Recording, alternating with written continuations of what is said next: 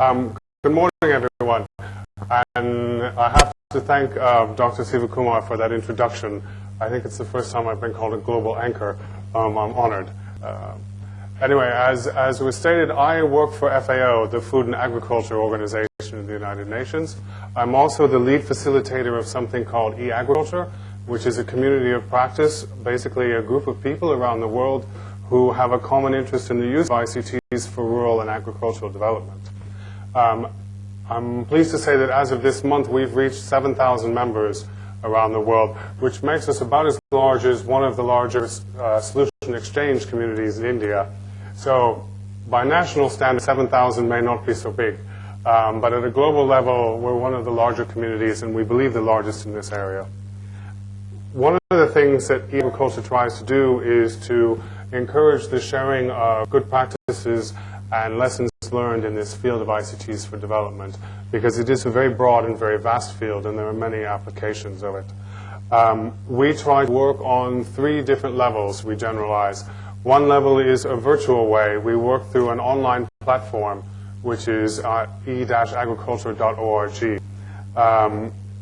In addition to that, we also work at face-to-face events, such as this. India is one example, and I'm very pleased to be back here again this year, representing the e-agriculture community and also supporting this event. And the third way we work is at national level interventions in the country.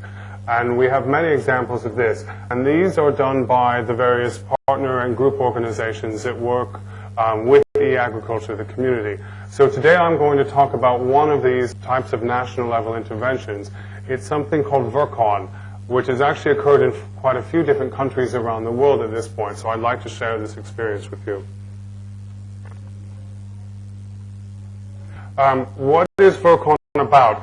Well, VERCON, let me first tell you, is an acronym.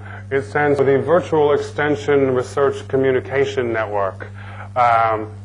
Sounds very interesting. What does it really mean? A common problem faced in many countries at this time is that there are very weak linkages between agricultural research and agricultural extension, and also exchanging information with the farming communities who are supposed to benefit the most from this. And these linkages, these poor communications, result in the services of agriculture and extension not benefiting the agricultural communities as they actually should be doing. And I've noticed that actually this topic of ICTs in agricultural research and extension is important enough that the second session of today's track is dedicated entirely to this. So I think you'll hear a lot more expertise about the subject matter specifically in the next session.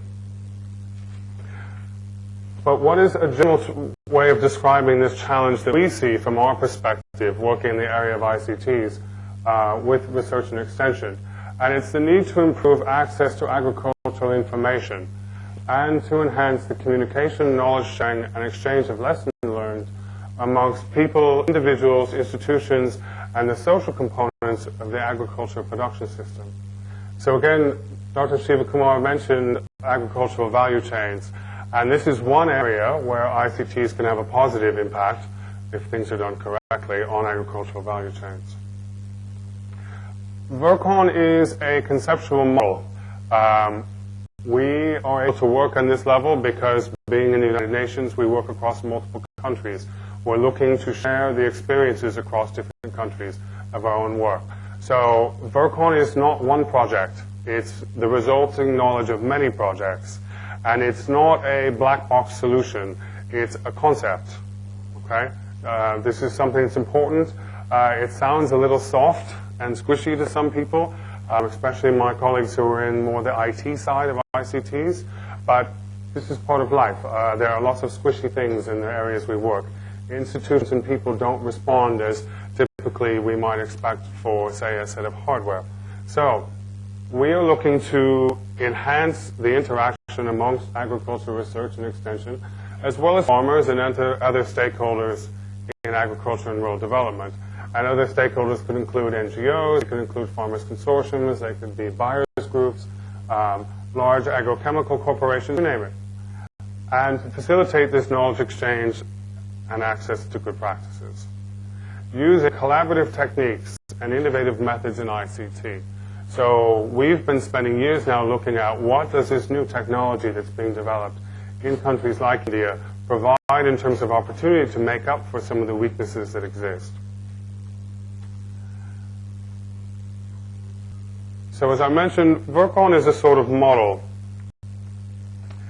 And we see it as having two distinct components strategically. As what I like to talk about, the network is human. Again, in ICTs, we very quickly tend to identify a network with computers and wires and LANs and WANs and these sorts of things. But there's another network that's important. Your computer network does nothing if there are no people with it, correct? This is a network of people. We're all here because we have a common interest in the subject matter. E-agriculture is a network of people around the world. An agricultural university has a network of its alumni. A community at a farm area is a network. And these groups are very important to recognize. And so we spend a lot of time working with people who specialize in, I guess, the softer, the human side of this work.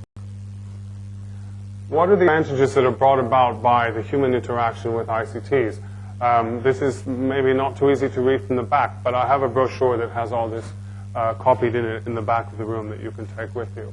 But basically, Work-On works to connect geographically dispersed people.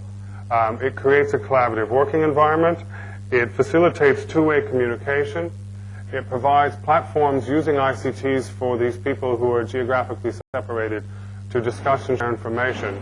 It helps to process and manage information quickly and effectively in ways we couldn't do in the past. It promotes the better coordination and use of resources. It increases the impact and effect of systems. It improves decision-making through better information. And it disseminates information in various forms. We realize that, again, farming communities especially, ICTs in terms of computers are not always the answer. Many farmers don't have access to these. 5 years ago, many farmers also didn't have mobile phones. There was lots of use of rural radio, of more traditional communications such as village newspapers. But increasingly, we are seeing, again, India is an excellent case, the use of modern technologies like mobile telephony to bring information directly to farmers. How do you build it? What I'm going to say is that a Work-On is a participatory iterative process. This is, again, a generalization from many countries' worth of experience and many years' worth of collective experience. I won't go into it in detail because of time, but again, you can take a look at it in the Work-On brochure, which is in the back of the room, and please don't hesitate to ask questions at any point, including during the day if you run into me in the coffee break. These are some of the functions that the Work-On systems have offered around the world in different countries. Not every country's Work-On offers this complete suite of information, because in all cases they don't need the same information. What are the success factors of Work-On? Okay, this is something that we pulled again from all these years of research and work. We see several areas. There needs to be vision, strategy, goals, policies, and communication to support all these different levels. And we can make it more complex, but we see quite a few issues that come into play. And I'll just give you one example. What do we need to assess in terms of finance? Both internal capital and external. To some people, this is very natural, and it sounds very normal. Of course you look at these things. But we always start with the assumption that we're working from the beginning.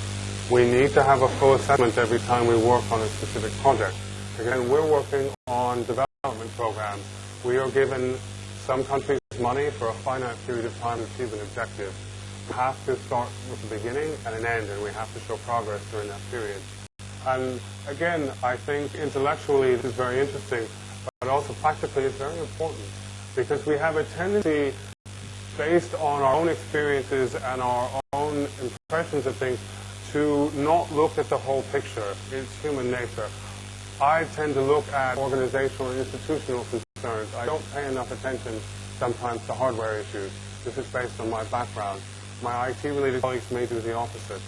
So diagrams like this we use with us to help remind us of everything that needs to be taken into consideration. As I mentioned, Work-On is the collective experience of projects in many countries. It started at the beginning of this century, so we're talking about 10 years of collective work now. These are some of the countries where the program has been in place. What have we learned? The most important thing from Work-On is an enabling environment. You may have a small group that's very keen to do something with ICTs, But unless the environment that they're